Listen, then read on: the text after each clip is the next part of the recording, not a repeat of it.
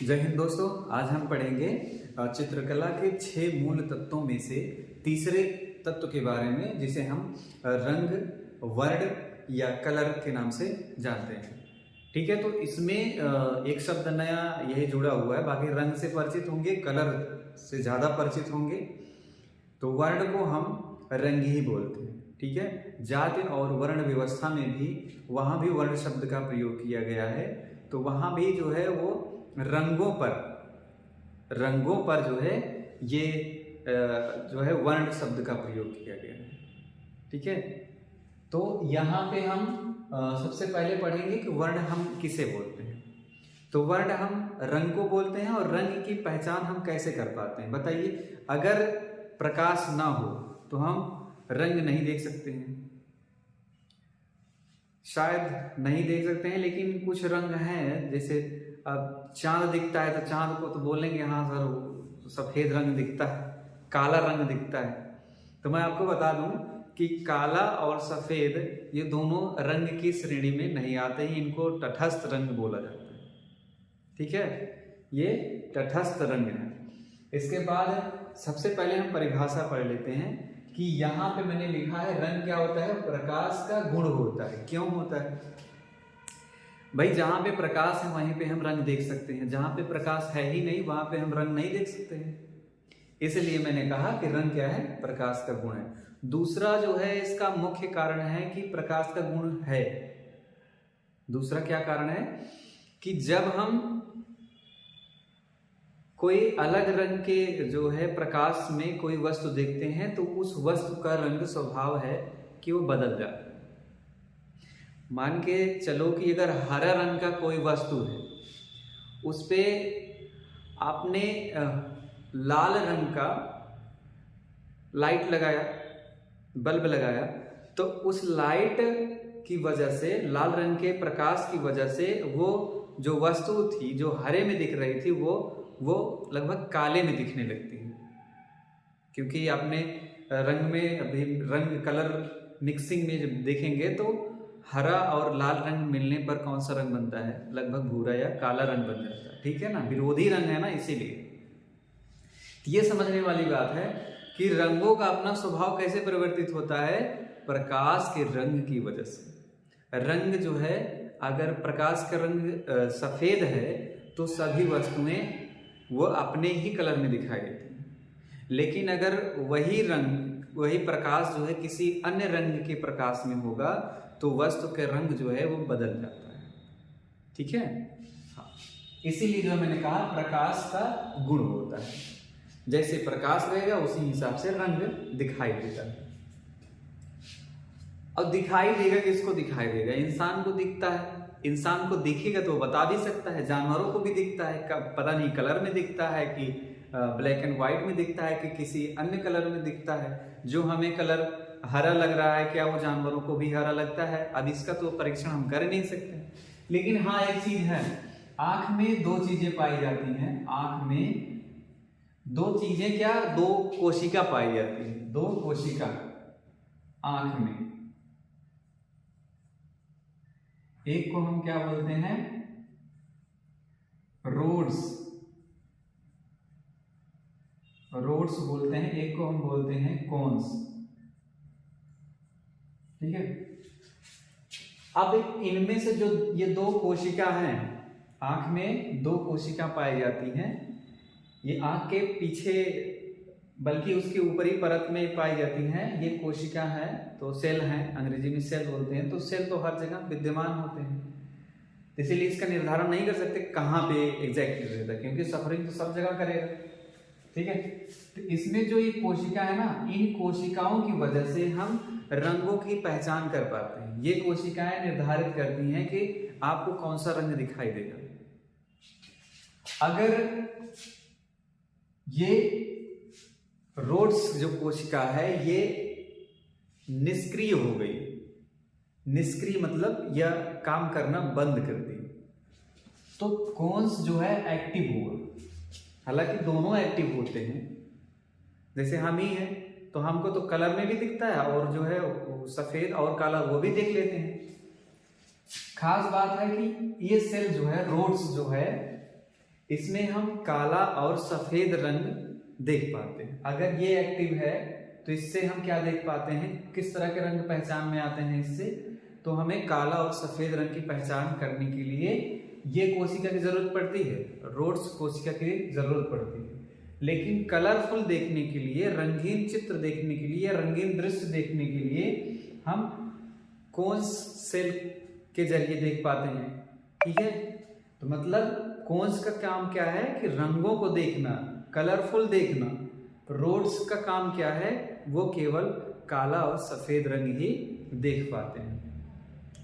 इसीलिए मैं आपको बता दूं, अगर रोड्स काम करना बंद कर दिया है तो उसे काला और सफेद रंग की कोई भी वस्तु काला सफेद नहीं दिख सकती है।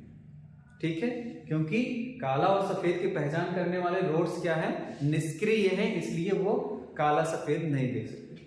और कोन्स अगर एक्टिव है तो आप जो है रंगीन देख सकते हैं, आप कलर को अलग अलग जो है पहचान सकते हैं। और उसी जगह पे अगर ये चीज निष्क्रिय हो गई, कोन्स निष्क्रिय हो गई और रोड्स जो है एक्टिव है, इसमें केवल और केवल आप काला और सफेद रंग देख पाएंगे, लेकिन रंगीन चित्र नहीं देख सकते हैं। रंगीन मतलब रंगों की पहचान नहीं कर पाएंगे। ठीक है, तो इसको हम क्या बोलते हैं अंग्रेजी में, कि इसकी बीमारी का नाम क्या है, कलर ब्लाइंडनेस। उसको बोलते हैं वर्ण अंधता। तो वहां पे उस व्यक्ति को रंग नहीं दिख सकता है, हरा पीला लाल ये इनमें भेद नहीं देख सकता है, केवल वो काला और सफेद रंग में ही देख पाएगा। ठीक है, तो कोन्स से आप कलर याद रखिएगा। क्या याद रखना है, कोन्स से आपको हमेशा कलर याद रखना है। बाकी जो एक रोड्स बचा हुआ है उसको आप समझ ही जाएंगे। एक चीज आप याद कर लीजिए, कोन्स का संबंध कलर से है, तो दूसरा वाला किससे होगा, ब्लैक एंड व्हाइट, यानी काला व सफेद रंग से। तो बस आपको याद रखना है, कोन्स में हम कलर देखते हैं, कोन्स के जरिए हम कलरफुल देख पाते हैं। और ये भी ध्यान में रखना है कि कौन सा जो है सेल्स अगर काम नहीं करता है तो आप कौन से रंग को देख सकते हैं या कौन से रंग नहीं देख सकते। इसमें भी प्रश्न पूछ सकता है, वो प्रश्न पूछ सकता है कि अगर हम कहें कि कोन्स जो सेल्स है वो डीएक्टिवेट है या निष्क्रिय है तो आपको दृश्य कैसा दिखेगा। ठीक है, तो वहां पे आपको दिखा सकता है, कलरफुल भी दे सकता है, ऑप्शन दे सकता है, लाल पीला दे सकता है, ये रंग दे सकता है, 3 रंग दे देगा और एक में दे देगा काला। तो आपको वो 3 ऑप्शन जो कि रंग हैं, लाल पीला नीला मान लीजिए है, वो तीनों गलत हो जाए, क्योंकि कोन्स डीएक्टिवेट, तो आप रंगीन तो देख ही नहीं सकते। तो केवल और केवल काला और सफेद रंग बचा हुआ है, तो चौथे ऑप्शन मान लीजिए सफेद या काला दिया था, वही ऑप्शन सही हो जाएगा। ठीक है, इसको आपको ध्यान में रखना है कि कौन सा सेल एक्टिवेट है। अगर दोनों एक्टिवेट हैं तो ऑप्शन में ये होगा ब्लैक एंड व्हाइट, और कलरफुल भी देख सकता है। चलिए आगे बढ़ते हैं। अब यहाँ पे रंग के भेद हैं, रंग के भेद में हम उसका जो है स्वभाव देखेंगे, किस तरह का स्वभाव है इसका।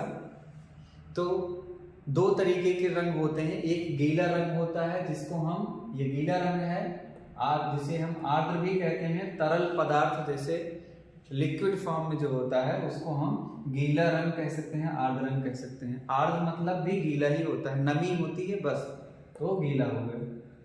तो इसमें मैंने पहला लिख दिया है, तो पहले में क्या है, सूखा रंग, दूसरे में गीला रंग। सूखा रंग को हम शुष्क रंग भी बोलते हैं और ठोस भी कह सकते हैं, क्योंकि ठोस वस्तु कैसा होता है, क्या वो गीला होता है ठोस वस्तु? नहीं, ठोस वस्तु हमेशा क्या होता है, सूखा होता है। ठीक है, अब इसमें जो है रंग के भेद में 2 तरीके के रंग होते हैं, आपको याद रखना है, सूखा रंग या शुष्क रंग, दूसरा होता है गीला रंग या आर्द्र रंग। ठीक है, फिर माध्यम के आधार पे जो है रंग कितने होते हैं, 3 होते हैं। एक जल रंग माध्यम हो गया, उसके आधार पे जल रंग हो गया, तैल रंग हो गया, फिर टेम्परा हो गया। ठीक है, ये 3 जो है माध्यम पर आधारित हैं, माध्यम के आधार पे ये 3 रंग हैं।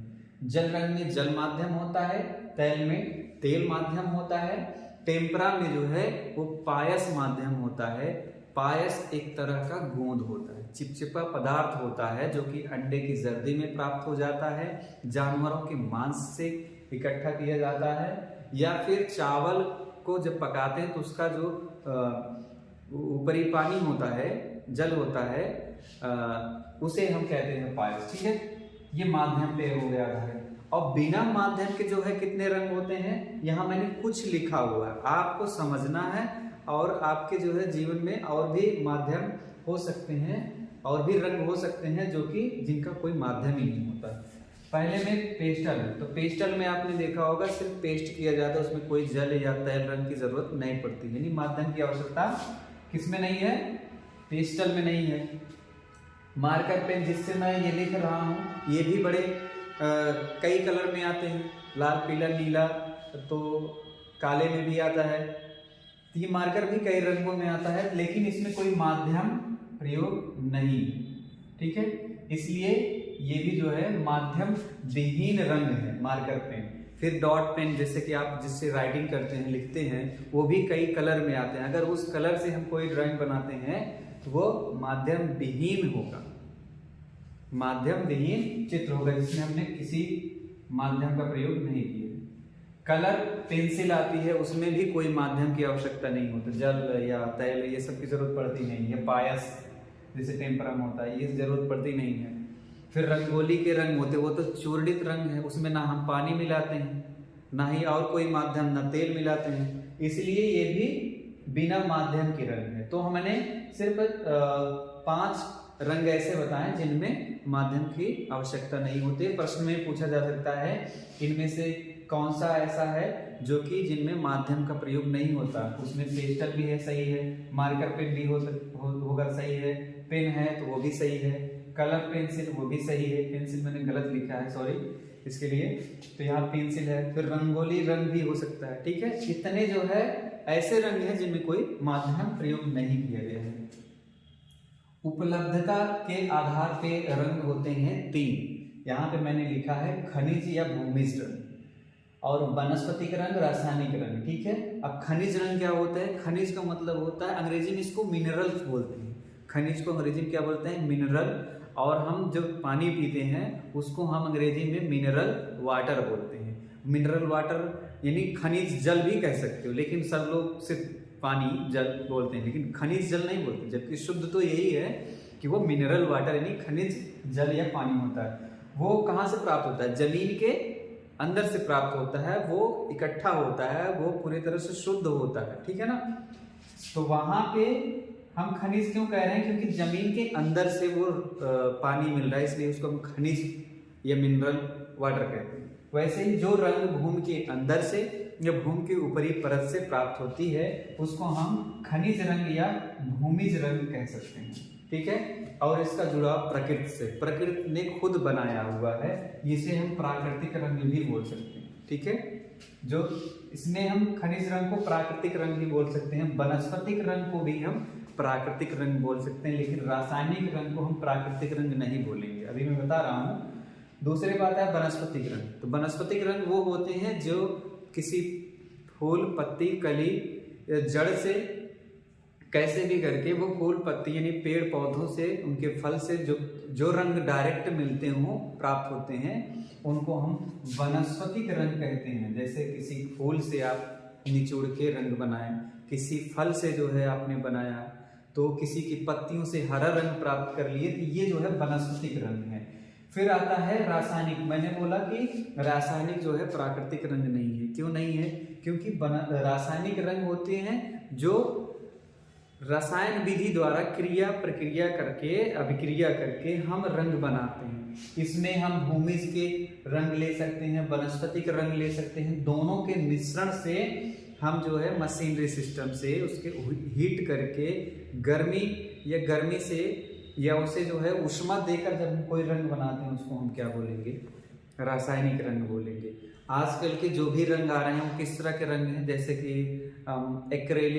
एक्रेलिक जो आता है रंग, या ऑयल कलर आता है, या फिर वाटर कलर जो आता है कैमल का, आर्टिस्ट का, ये सब किस तरह के रंग हैं, ये सब रंग हैं रासायनिक रंग। भूमिज रंग का उदाहरण वही है गेरू, हिरौंजी, रामरज, कासगर। वनस्पतिक रंग में मैंने आपको बता दिया फल से जो प्राप्त हो रंग। एक कार्बनिक रंग होता है, कार्बनिक मतलब हो गया जो कि धुएं से बनता है, जलने से बन जाता है, ठीक है, उसको हम कार्बनिक रंग बोलेंगे। फिर ये कुछ इनके आधार पे रंगों का विभाजन हुआ।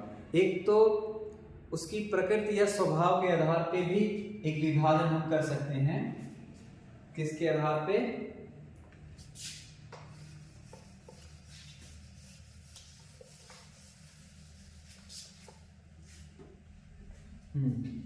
स्वभाव के आधार पे, ठीक है, स्वभाव व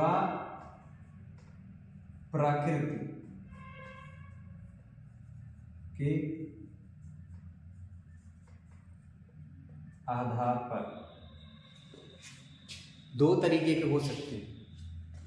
एक होगा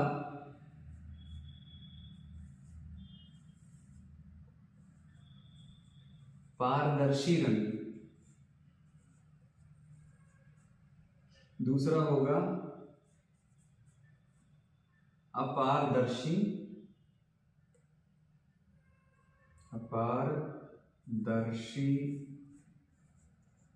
रंग, ठीक है। ये स्वभाव व प्रकृति के आधार पर रंग कितने होते हैं?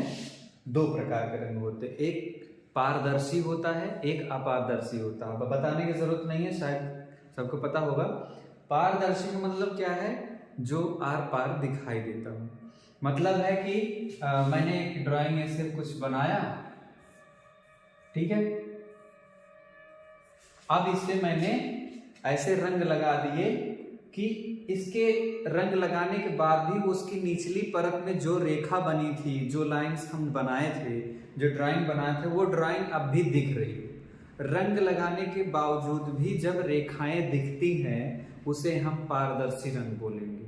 आपने देखा होगा, आपने पेंसिल वर्क कोई काम किया, आपने कोई ड्राइंग बना दिया, फिर उसके ऊपर से जब आप कलर रंग भरते हैं, रंग लगाते हैं ब्रश के जरिए, तो वो पेंसिल दिखता रहता है, पेंसिल से बनाई गई लाइंस, रेखाएं दिखती रहती हैं। उसको हम ऐसे रंग को हम क्या कहेंगे? पारदर्शी रंग, जिसमें आर पार रंग दिखाई देता है। रंग वो पारदर्शी। अपारदर्शी रंग उसको बोलेंगे जो आर पार दिखाई न दे।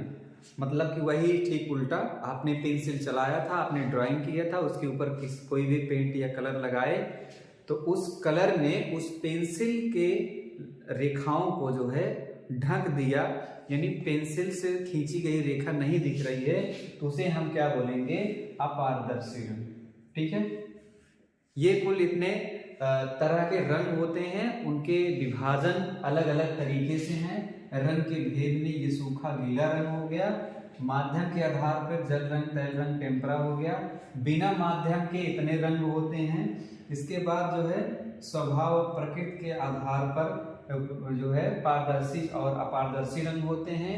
उपलब्धता के आधार पे, मतलब कहाँ से वो मिल रहा है, जो रंग जहां से मिल रहा हो उसके आधार पे, उपलब्धता के आधार पे कितने रंग होते हैं? 3 प्रकार के रंग होते हैं। एक होता है खनिज रंग, भूमिज रंग, या फिर दूसरा होता है वनस्पतिक रंग, और तीसरा होता है रासायनिक रंग, जो कि कृत्रिम है, मानव ने उसको खुद बनाया, प्रकृति ने नहीं बनाया।